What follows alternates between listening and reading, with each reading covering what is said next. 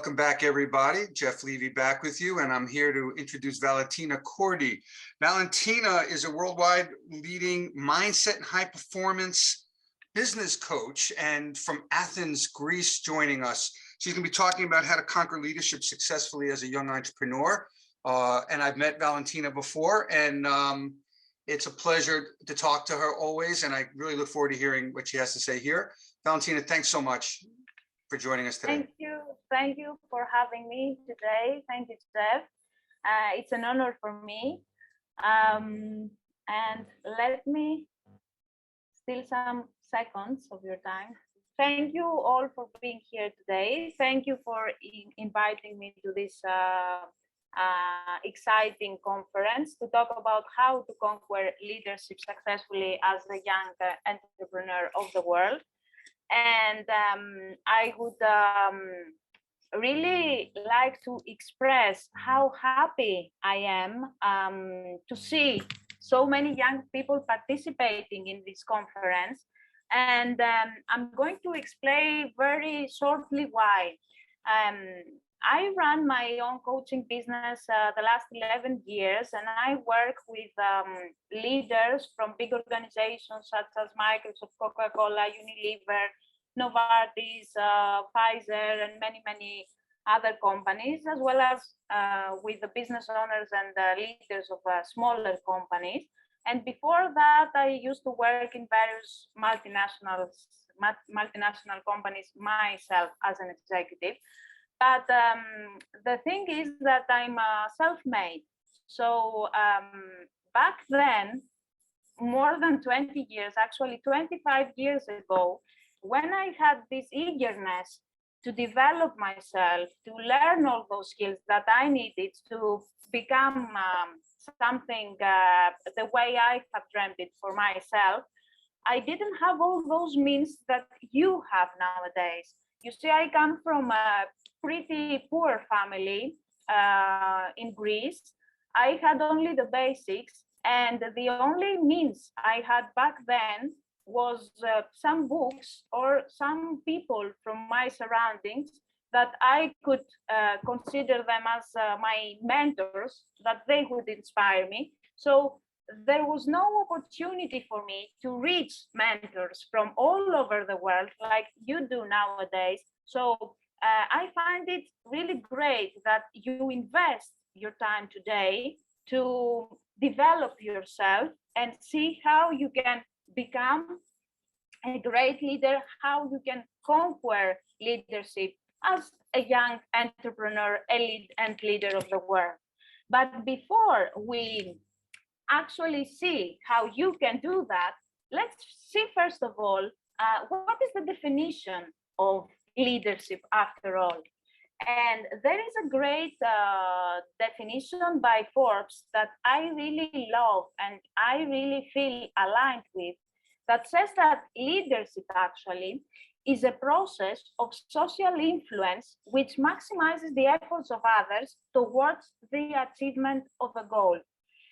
And the truth is that we cannot make people do things. We can only influence them in a positive way to give their best self and deliver extraordinary results. Even when we do believe that we have the power to force them to do their best, in essence, we don't. They will give only what they are obliged to give and nothing more. So leadership actually has to do with influence, and leadership is positive influence. And being at young age, I can understand your fears and insecurities that the connection of age and leadership can cause to you. Even when thinking about leadership, the image that comes to most people's mind is of an older person, or at least older than the people he or she leads.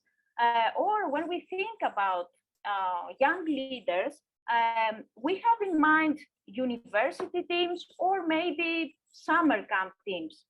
And there are some surveys that confirm that there is such limiting belief, that young leadership is actually different than adult leadership.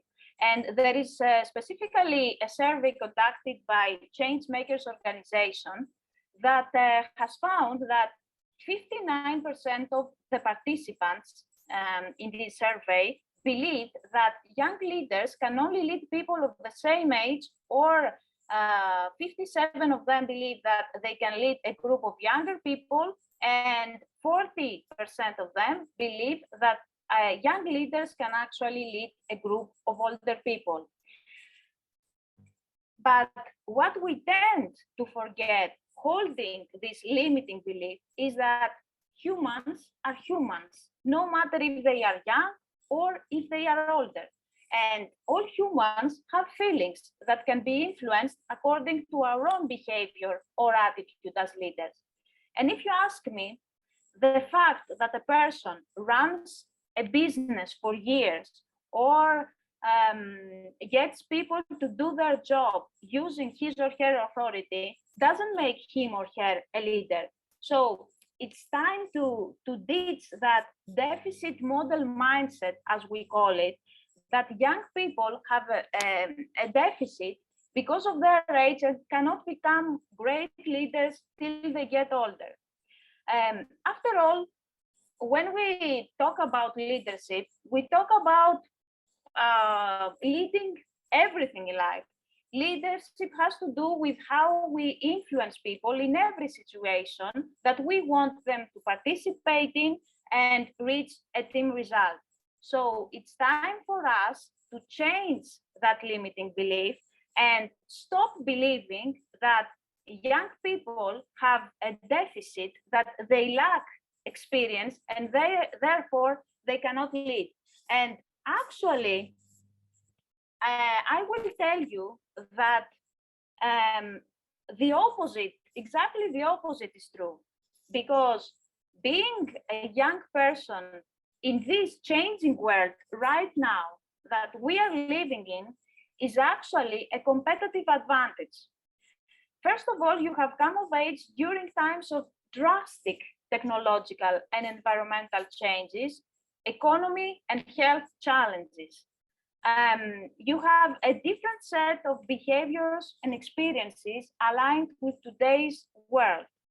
You have a higher level of flexibility and adaptation to change, and you do understand and acknowledge the high importance of well-being and work-life balance for employees, because you belong to that generation who value these two. And actually, the fact is that you are more aligned with today's people at work and their needs because you're just one of them. You are already in their shoes. And that is great competitive advantage, as I already said. And okay, yes, knowledge, experience, and skills play a role in leadership. But what defines great leadership at 90%, is your attitude, your values, your beliefs, your motives, your critical thinking. And all these can be developed regardless of the age.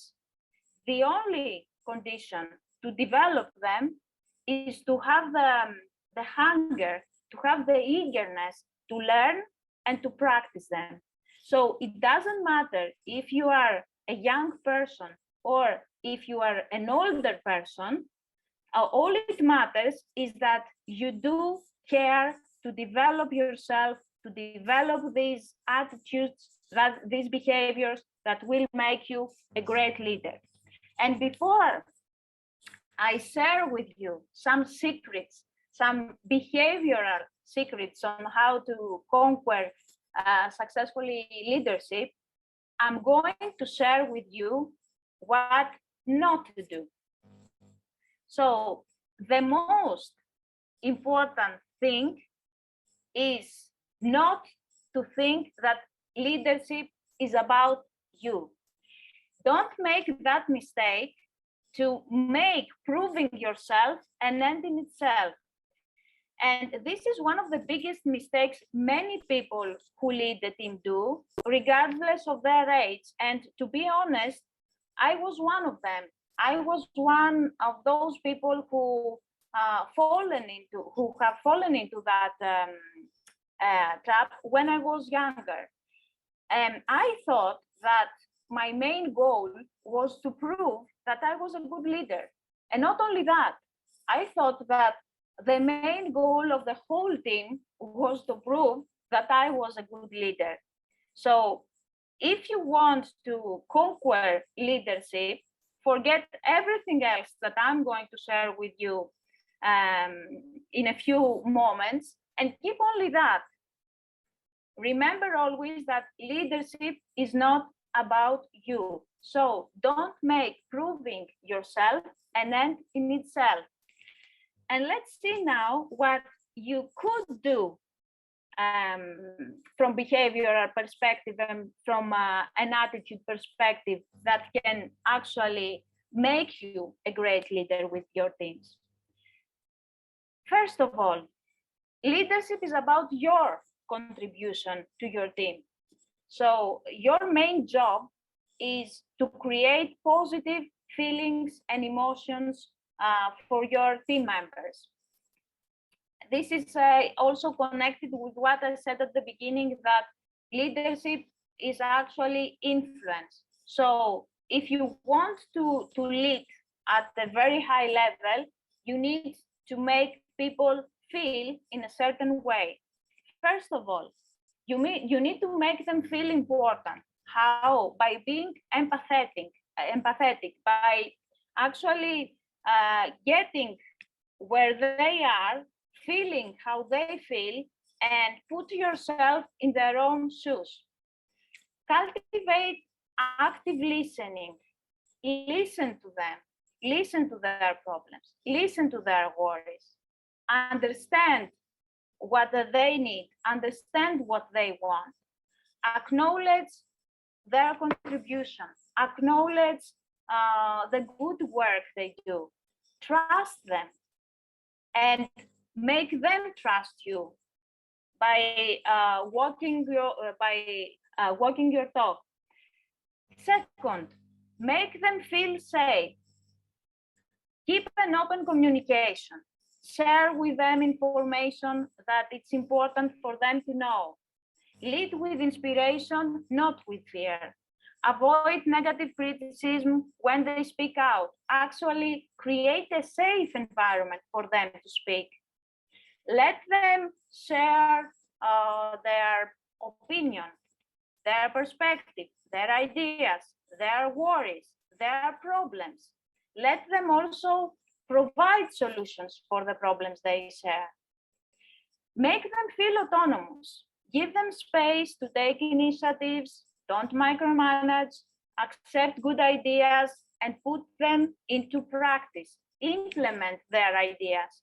Don't be such an ego person that you think that the best ideas only come from you, and the only ideas that can be implemented are your own ideas because you are the leader of the team. Also, make them feel part of the team. Be inclusive. Realize and embrace the truth that each person is different, because each person is unique. They are unique, you are unique. And think of your team as a puzzle.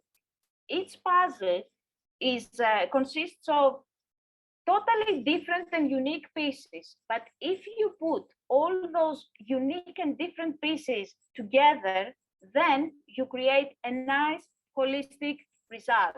So this is your team. It consists of so many different and unique personalities. And see this as something positive. Embrace it. Motivate your people to be who they are in reality. Don't try to make everybody look like you. Also, make them feel being treated fairly. Give them equal opportunities based on their abilities and skills, not based on favoritism or biases. When, for example, delegating, when giving opportunities for growth, ask yourself, on which criteria did I base my decision on? Were they fair, or was I influenced by personal preferences that have nothing to do with the desired outcome of a goal or a job position and the person's ability to succeed in it? Also, leadership is about being confident. And confidence comes, first of all, from self-observation and self-awareness. Observe yourself, observe your reactions, and become aware of your fears and insecurities and how they affect your behavior towards the people you lead. Know yourself, consciously be aware of your values, your personal vision and mission. Understand how these can be aligned with your role as a leader. How can you reach fulfillment, but also how can you contribute in the team through the gifts you carry as a person and through your personal mission? Conscious self-control. Consciously control your thoughts and your emotions. Do they drive you towards who you want to be as a leader? If not, don't allow them to sabotage your best leader self. The biggest achievement for a leader is to be able to control his or her thoughts and emotions and choose the best way to respond in every situation, no matter how challenging it is. If you remember that, you will have conquered 90% of successful leadership. And that will be one more of your competitive advantages. Also, try to go from the I don't know attitude to I don't know, but I'm curious to find out how. And this is what I call the explorer's mindset. It's okay not to know everything. Not anyone knows everything. Actually, nobody knows everything. So feel good about that and focus mostly on how to find out what you don't know. Try to observe the environment in which you are and learn more and more and more about it so that you make the best decision on what to do and how to handle the situation. Also, leadership has to do with clarity. So make sure you communicate your expectations, your message, your feedback with clarity. And here I want to comment that most businesses suffer from unclarity that causes stress, dissatisfaction, lower job satisfaction and motivation to employees, and of course, low productivity. Not to mention that not communicating with clarity is also a sign of poor leadership. So be clear about your expectations from each of your team members and the desired outcomes for each task, project, or job role. Work with your team to gain clarity of purpose, clarity of project outcomes. Also, be clear with your feedback.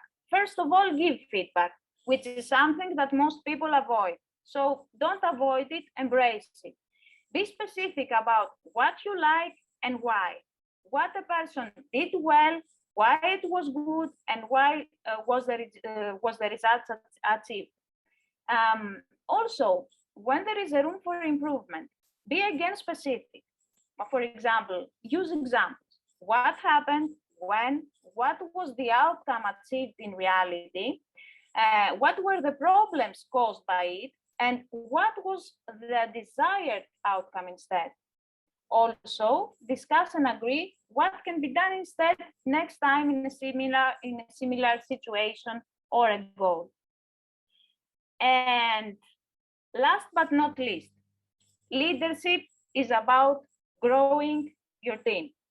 The first one who needs to be an example of growth mindset, resilience, determination, and persistence is you. You can't ask from others to show qualities that you don't exhibit. So lead by example. Focus on what it can be, on what it can become, not on the obstacles. Focus on what you have, not on what you lack. And here I have a method. I have developed actually my own method, which I call the castaways method. And that has to do with the following. If you are a castaway on a desert island and you want to leave that island by building a raft, you have to look for the materials you will find around you so that you build the raft. If you focus on the materials you can't find, you will have to stay on that island forever. So focus always on what you have, not on what you lack. Focus on the learnings, not on the failures that you will meet on your way. Take risks, and sometimes maybe you will fail, but this is part of life. This is part of success.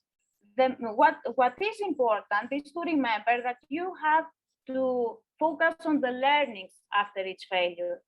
And finally, focus on why it matters to succeed, why it matters to keep going, instead of why you should give up.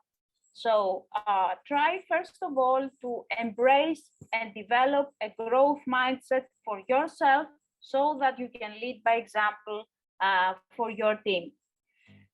At the end of the day, leadership is about your constant desire to improve yourself, to serve your team better, and help them achieve great results. So leadership is about them.